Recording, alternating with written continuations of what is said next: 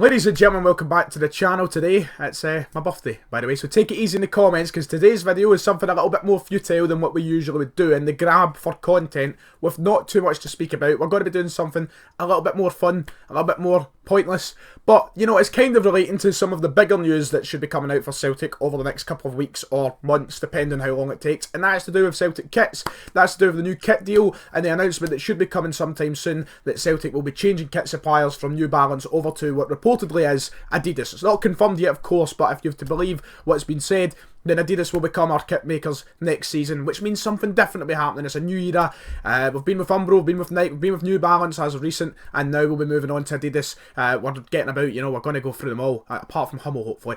But hey, we're going to be rating the away kits today through Celtic's entire history, rating every single one that the tier maker allows me to use, and we're going to be seeing what is the best and what is the worst of away kits throughout Celtic's history. I would do it with home kits, but they're, you know, just green and white hoops for them all, so not too much variety. There are some much better than others, but I don't know, just a little bit more variety with away kits, isn't there? So Adidas, I'm looking forward to. If you want to hear more of my opinion on that, a more in-depth take on what it'll be like in terms of finances for the clubs, kits themselves, the look of the kits, then check out my podcast, my live stream that I did last week, where I talk about it a lot more in depth, and I give my opinions on it all. I'm really looking forward to being with Adidas. I think it will be a nice fresh take on kits. Yes, they can't do too much for the home kit. Green and white hoops is what you expect, but the away kits, you know, they've been giving teams a lot of like retro vibe kits over the past few years, Adidas, and hopefully they do that with Celtic, because I would love to see them recreate some classics that we've had in the past that have just been absolute beauties. There's been some concept kits thrown about from Adidas as well on Twitter. Some have been brilliant.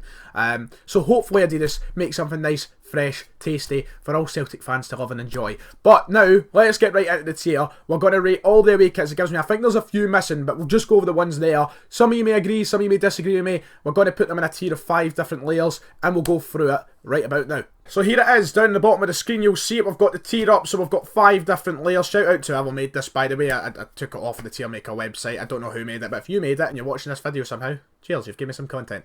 We've got 5 different layers. We've got pure class, pretty good, okay, bad, and terrible. And you can see down the bottom the kits. We're going to go through them one by one, give my opinion on it very quickly. We don't want to be here all day, so we'll just file them into different tiers and see what is the undisputed best Celtic away kit ever.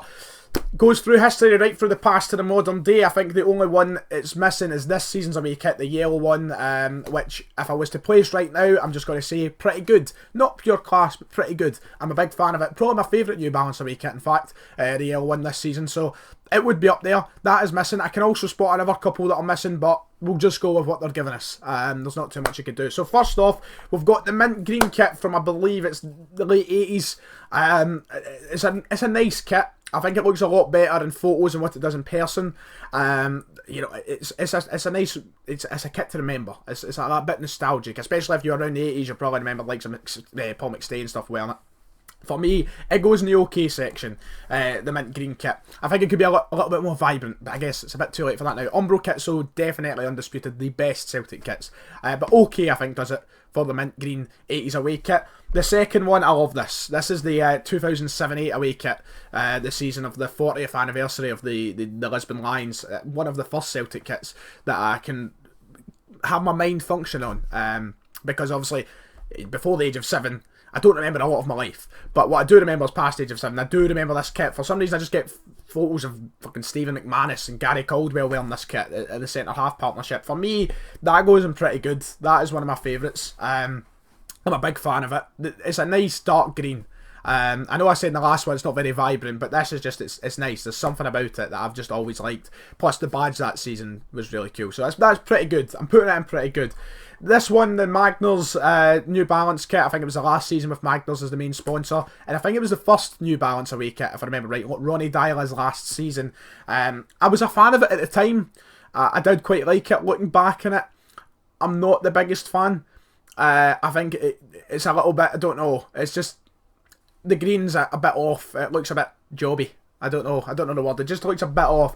I still think it's okay though. I think it goes in the okay section. Not a lot of amazing memories from it. I think the best one that I can think of is Rogic scoring at Rugby Park to make it 3-3.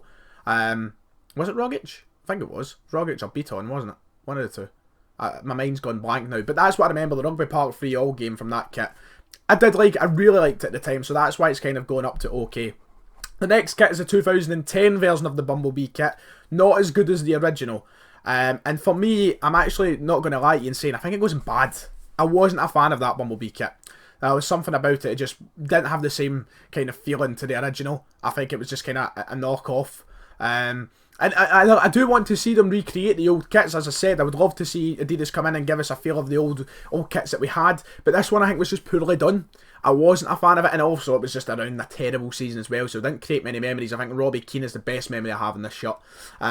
So for me, it goes into the bad tier. I think a lot of people disagree with me, but it's just not as good as the original Bumblebee. It's not a good recreation. You know, you look at some recreations of like, say Germany's World Cup kit this year was a kind of recreation of their one from the 80s or the 90s.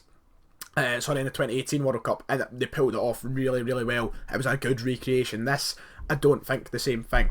The next one is the Centenary away kit, yellow. I love it. It's probably, do you know what? It's up there in pure class, isn't it? The yellow Centenary away kit by Umbro. I mean, winning the double that year. It's just a really historic kit, along with the home kit that year as well. The different badge, you know, the Centenary badge. Billy McNeil as manager. You can think of Tommy Burns and stuff. It's just a pure class kit. That it has to go into pure class. There's no dispute. Obviously, the Celtic store releasing the kind of remake without the Umbro badge. I've got one myself. A lot of people really like that. And it has that kind of diamond effect through the shirt as well. Really nice. That is one that I think Adidas could pull off if they tried to make something similar. I love the yellow away kits. For me, yellow away kits are easily the best away kits for Celtic. So I've got to put that in pure class. I've got to. The next one's the away kit of... Is it last season or the season before? I think it's the season before. The Celtic Da kit is what you call it. I loved it at the time. I actually really did like it. For me, it probably goes into pretty good. Actually, I've put it in the wrong place there. I think I might have just knocked one off. It goes into pretty good. I loved that kit. I thought it was really nice, and I'm a Celtic Da, so I'm not actually a Da, but you know, if you ask my pals, I'm pretty close to it. I'm an old man. I'm probably close to geriatric shutdown. Yeah, for me it was a pretty good kit. I like it, and you'll still go on holiday to Benidorm and such and see the Celtic Da as well. So for me, has to go in there. This one, the 2011 away kit, I believe it was. I don't know why. I can just think of Joe Ledley wearing this. Joe Ledley's the first player that comes to mind. The green one with the sort of, I think it said like 1888 through it. I think that's what it was. It looked like diamonds. For me, I don't know. I wasn't a massive fan of it. In all honesty, I'm going to put it in bad. I wasn't a big fan of it. It was just a bit. I don't know. It was just a bit. I wasn't a big fan of the Tennant sponsor either. To be quite honest, I thought it was just a bit blocky and, you know, looked like Impact font, which I use in half my videos. But for me, nah. Do you know what? It goes in bad. It was okay. Once again, not too many great memories in that kit as well. This one, there's no dispute in pure class. 1996, I believe. 1998, sorry, I think. The season we stopped at 10. Rangers getting the 10. It's probably the greatest away kit Celtic have ever had. The black and green pinstripe thing with the Umbro in the middle. It is just gorgeous. Just think of Henrik Larsson breaking his leg though in that kit, which is not as nice. But that kit is a thing of sheer beauty, man. It is absolute class. It has to go in the pure class level. I mean, it is just... When you see somebody wearing it, I get so jealous that I don't have it and I really want it. If you have one, you want to punt it for free in a size medium or large, send it my way. Thank you very much. Next one, Black Magic. For me, once again, that's got that, do you know what? Pretty class, or pretty good or pure class. It's a really nice kit. They made the recreation, of course, a couple of years ago in Dembele's first season. For me, it probably falls into pure class. It does. It's a pure class kit. It was classy. That is the word. Classy is. So it's got to go in there. It's just really nice. Rangers, Sutton, Larsson as well. I think that was maybe the first away kit with Carlin on it. I might be wrong. It's just a really sleek kit. It really is nice. I think I may have been Larsson's last season. I may be wrong. Just phenomenal piece of work there from Umbro. Umbro kits were just so far better than any other ones. And that is just a piece of Celtic fashion history. I love it. Love that kit. This one, I think this was a third kit. The white one with the yellow and the green going across the chest. I think it was 2013, 14. Around about that time anyway. For me, it's okay. It was nice at the time. I really liked it. I was like, that's clean, that's nice, but it's a bit too simple, innit? It's not got a lot of personality to it, and you want personality with Celtic. You want personality with our club. That for me, okay. It's nothing special, but it's not bad. It's not a bad looking kit, but it's just nothing. You go, wow, what a kit. For me, it's pretty simple. It goes in there. I think Tony Stokes is the player that comes to mind when I think of that kit. Magner's on it as well. The next one was the away kit for last year, was it? The Celtic Cross, the T-Towel print. It was a nice kit. It was a really nice kit. That's, for me, has to go in pretty good. I think that's one of New Balance's best works with this as well. Just a really clean kit. Classy looking. Retro feel to it with the old badge. I like the green going down the sides. There's a nice shade of green as well. Look at me, I sound like Gokwan. That goes in pretty good. That was a good kit. New Balance, one of their best works. The next one, it's a pure class. It is up there. It's one of the best. Everybody cutting about with the recreations that the Celtic store do now as well. Very, very seldom do you see the original with the Umbro badge on it, for example, but it is one of the best. It is so nice. I want that. That is my priority. I want that recreated. I want that made by Adidas. There's a concept kit flying about. Oh my god, I retweeted it on Twitter. If you don't follow me, at Ryan Stephen F, make sure to do it. Oh man, it's just a beautiful piece of tapestry. I don't even think it's tapestry, but the tapestry is like, doesn't matter. That for me, that is gorgeous, absolutely gorgeous, and it has to go in pure class. 1993, I believe that was. Could be wrong, but what a kit, pure class. The next one, it's terrible. A lot of people like that because it's proper retro stuff, and I love proper retro stuff, but this one for me just doesn't. You know, I'd buy it. I definitely would because I love collecting Celtic kits, and I'd probably wear it. But I'd also feel ashamed of myself for wearing it at the same time. It's the blades that run through it. It just looks like it was made on, I don't know, like Microsoft Word, and they've just took the shapes and put a fill and a border on it. It's not that nice. I'm not a fan of it at all. But as I said, I probably would buy it if I came across it. And it's the first to make the terrible tier. Maybe the only to make the terrible tier. Maybe the only. The next one, too bland for me. It's bad. It's not terrible, but it's bad. It was just too. I think I let Nakamura in this. I think it was like 2005. Just for me, it was like, it's one of those ones that will eventually be looked at as a retro kit and a piece of fashion, and you'll probably end up seeing me wearing if I ever get my hands on it. But it also looks a bit trampy. It looks, I don't know. There's just something about it. Maybe slap Nakamura 25 in the back and I'll wear it, but it's just a bit. It's a bit off. I wasn't a massive fan of this, I must admit. It's in the bad tier for me. The next one, everybody loves this. Everybody does. But for me, it's pretty good. It's not pure class. It's not on the same tier as the four above it. But it's probably on par with the rest. The black 125th anniversary kit. The black and grey hoops. The wee tricolour underneath here. It was lovely. Oh, it's a beautiful kit. That's one of the best with tenants across it, hands down. The home kit and away kit for that season was great. The 125th anniversary, obviously the big special badge. That was a really nice kit. Charlie Mulgrew is the player that comes to mind when I think of that. Don't know why. Charlie Mulgrew, but it's pretty good. It's in a pretty good tier. And to be honest, if there was a tier between pure class and pretty good, it'd probably be in there. But I'm going to put it in pretty good because it has no right to be on tier with the four that I've got in pure class right now. But it is a really nice looking kit. The next one, the white 80s away kit, Umbro, no sponsor. It's bad. It's got the kind of thin green pinstripes. It's not great. It just lacks a little bit. It's proper classic stuff. It's like kit makers had just became a thing.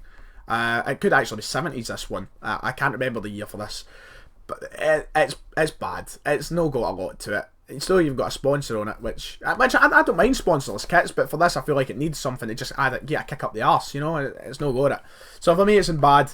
The next one, the yellow Norwich looking kit, for me goes in okay, because that is like proper, like when you think of retro football kits, that is one of them. That is there, but it's not a good one, I'd say. It's an okay one.